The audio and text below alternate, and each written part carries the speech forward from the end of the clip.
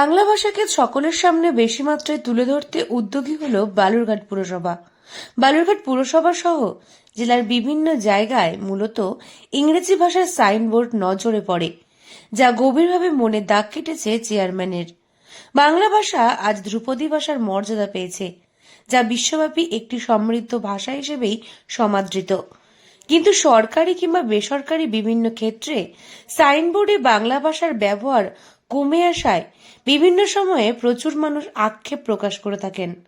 বালুরঘাট পুরসভার আওতায় থাকা 25টি ওয়ার্ডে প্রায় 2 লক্ষ মানুষের বসবাস। শহর জুড়ে অসংখ্য দোকান ও সরকারি বেসরকারি প্রতিষ্ঠান রয়েছে।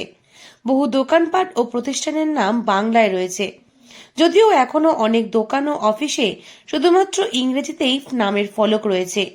তাই বাংলায় লেখার উদ্যোগ বালুরঘাট পুরসভার।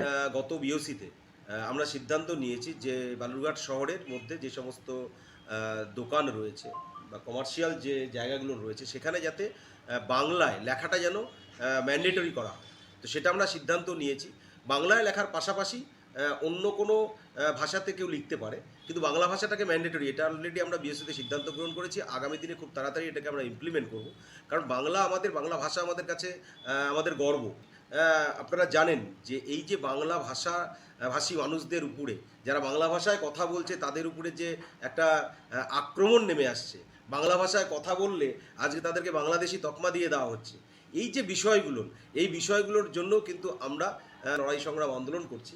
তেমনি পাশাপাশি আমাদের বাংলা ভাষার ঐতিহ্যকে, আমাদের সৃষ্টি কৃষ্টি এবং ঐতিহ্যকে আরও এগিয়ে নিয়ে যাওয়ার জন্য আমাদের এই যে সিদ্ধান্ত গ্রহণ করা হয়েছে আমাদের বোর্ডের মাধ্যমে, সেটা আগামী দিনে খুব তাড়াতাড়ি এটাকে আমরা বালুরঘাট শহরে ইমপ্লিমেন্ট করব। দেশজুড়েই যখন বাঙালি ও বাংলা ভাষাভাষীদের নিয়ে একাধিক ঘটনা জনসমক্ষে আসছে, ঠিক সেই সময়ে বালুরঘাট পুরসভার চেয়ারম্যান দাবি করেছেন, বর্তমান বোর্ড সিদ্ধান্ত নিয়েছে আগামী দিনে বালুরঘাট পৌর এলাকায় সরকারি কিংবা বেসরকারি ব্যানার কিংবা হোর্ডিং লাগানো হবে।